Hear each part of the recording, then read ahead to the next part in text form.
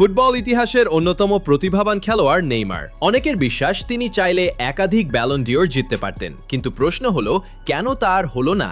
2014 থেকে 2017 সালের মধ্যে বার্সেলোনার এমএসএন থ্রোয়ি লিওনেল মেসি, লুইস সুয়ারেজ ও নেইমার বিশ্ব ফুটবলে আধিপত্য বিস্তার করে। বিশেষ করে পিএসজির বিপক্ষে ঐতিহাসিক 6-1 জয়ের ম্যাচে নেইমারের অসাধারণ পারফরম্যান্স আজও ফুটবল প্রেমীরা মনে রেখেছেন। তবুও আলোচনার কেন্দ্রবিন্দুতে বেশি ছিলেন মেসি, এমন অনুভূতি অনেক সমর্থকের মধ্যেই ছিল। 2017 সালে বিশ্ব রেকর্ড 222 মিলিয়ন ইউরো ট্রান্সফারে পিএসজিতে যোগ দেন নেইমার।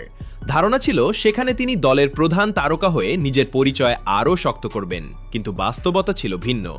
ফরাসি লিগে বারবার কঠিন ট্যাকেল, একের পর এক চোট এবং গুরুত্বপূর্ণ সময়ে মাঠের বাইরে থাকতে হওয়ায় তার ধারাবাহিকতা নষ্ট হয়। চ্যাম্পিয়ন্স লিগের গুরুত্বপূর্ণ ম্যাচগুলোর আগেই ইনজুরি তাকে বারবার থামিয়ে দেয়। এর পাশাপাশি তার খেলার ধরন নিয়েও সমালোচনা বাড়তে থাকে। অনেকেই তাকে অতিরঞ্জিতভাবে ফাউলের প্রতিক্রিয়া দেখানোর অভিযোগ করেন।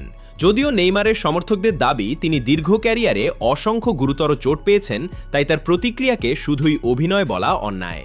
পরিস্থিতি আরও বদলে যায় যখন কিলিয়ান এমবাপ্পে পিএসজির মূল প্রকল্পে পরিণত হন এবং পরে লিওনেল মেসিও দলে যোগ দেন। ফলে যে কারণে বার্সেলোনা ছেড়েছিলেন সেই ছায়া থেকে বেরিয়ে আসার লক্ষ্য আর পূরণ হয়নি। শেষ পর্যন্ত সৌদি আরবে পাড়ি জমান নেইমার, আর তার কিছুদিন পরই পিএসজি ছেড়ে চলে যান মেসি ও এমবাপ্পেও। এই ঘটনাগুলো নতুন করে প্রশ্ন তুলেছে, নেইমার যদি আরও কিছু বছর বার্সেলোনায় থাকতেন তাহলে কি তার ক্যারিয়ারের গল্পটা ভিন্ন হতে পারত? তবে বিষয়টি নিয়ে একক সিদ্ধান্তে পৌঁছানো কঠিন। অনেক বিশ্লেষকের মতে তার ক্যারিয়ারে চোট, ক্লাব পরিবর্তনের সময়, প্রতিযোগিতা এবং ব্যক্তিগত সিদ্ধান্ত সব মিলিয়েই বর্তমান অবস্থার সৃষ্টি হয়েছে। একটা বিষয় অবশ্য নিশ্চিত, নেইমারের প্রতিভা নিয়ে কোনো সন্দেহ নেই। কিন্তু ফুটবল ইতিহাস বারবার মনে করিয়ে দেয়, শুধু প্রতিভা নয়, সঠিক সময়ে সঠিক সিদ্ধান্ত একজন কিংবদন্তির ভাগ্য বদলে দিতে পারে।